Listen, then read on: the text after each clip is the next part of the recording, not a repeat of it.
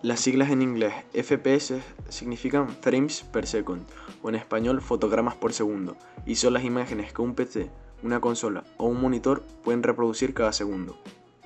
De tal manera que lo que vemos en nuestra pantalla se pueda ver más o menos fluido. Todo esto dependiendo de nuestra tasa de FPS. Este término es fundamental saberlo dentro del mundo del gaming y se relaciona con el rendimiento que da un ordenador en juegos. Entonces sabemos todos que para jugar competitivamente requerimos una alta tasa de FPS y que cualquier jugador de competitivo debe de tener un buen PC. Pero, ¿realmente resultan los FPS una ventaja competitivamente? Yo soy Werbaum y hoy en Everest Tech vamos a tratar un tema tan importante como lo son los FPS. Cuando vemos un vídeo, lo que realmente vemos es una secuencia de fotogramas o imágenes que pasan a gran velocidad, de tal forma que esta nos transmite una sensación de movimiento. El cerebro humano, a partir de las 12 imágenes por segundo, por lo general ya detecta esta cantidad de imágenes como movimiento. Entonces, entre más fotogramas por segundo, mejor fluidez de vídeo vamos a obtener. En caso de un PC, el componente encargado de hacer visible esos FPS en nuestro juego es nuestra queridísima GPU o tarjeta gráfica, como prefieras llamarla tú. Pero también el monitor es un factor importante, ya que este puede ser solo de 60 Hz y por lo tanto solo es capaz de reproducir 60 FPS, en el caso del mío. Entonces, de poco nos sirve que un juego nos vaya a 300 FPS. Pero todo sobre los monitores lo profundizamos más en nuestro último vídeo, que os dejo aquí arriba y en la descripción. La alta tasa de FPS nos permite ver los desplazamientos laterales y verticales de las cámaras con mayor nitidez gracias a su fluidez. Esto hace que obtengamos más información de todo lo que está pasando en ese momento alrededor de nuestro entorno. Después de saber toda esta información importante, es hora de empezar con las pruebas. Serán de 20, 40 y 60 FPS. No más por el hecho de que YouTube no reproduce más de 60 FPS y porque ando pobre de monitor.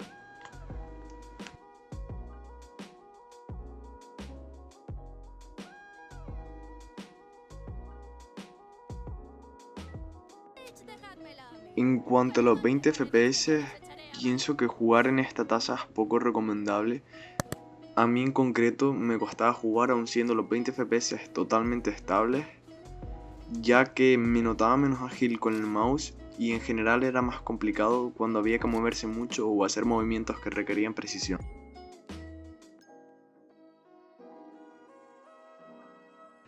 En los 40 FPS me sentía mucho más cómodo jugando y sí notaba un gran cambio de fluidez muy grande de los 20 a los 40 FPS, más grande que el de los 40 a los 60. Pero sin embargo para movimientos bruscos se seguía notando la falta de FPS de vez en cuando, sobre todo si estás acostumbrado a tasas más altas de frames. Se puede disfrutar el juego, aunque una vez más no es la mejor cifra para jugar un shooter.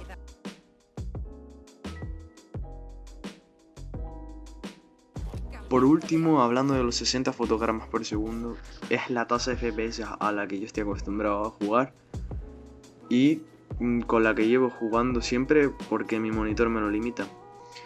Aún así es una tasa de FPS muy cómoda, además de ser el estándar para jugar hoy en día en buenas condiciones.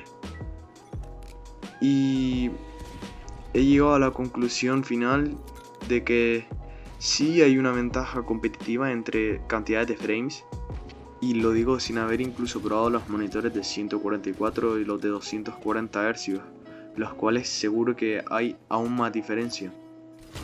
Sin embargo, desde la ignorancia de no haberlos probado, pienso que el hecho de tener por encima de 240 Hz en un monitor, aunque podamos seguir viendo dicha tasa de FPS y seguirla aprovechando, siempre y cuando nuestro PC nos lo permita, no resulta una ventaja tan grande como lo sería de los 60 FPS a los 144 o de 144 a 240, ya que era mucho más impresionante la diferencia entre los 20 FPS a los 40 que de los 40 a los 60. Esto ha sido todo por hoy, muchas gracias si has llegado a esta parte del vídeo y suscríbete para no perderte más de nuestro contenido. Hasta la semana que viene.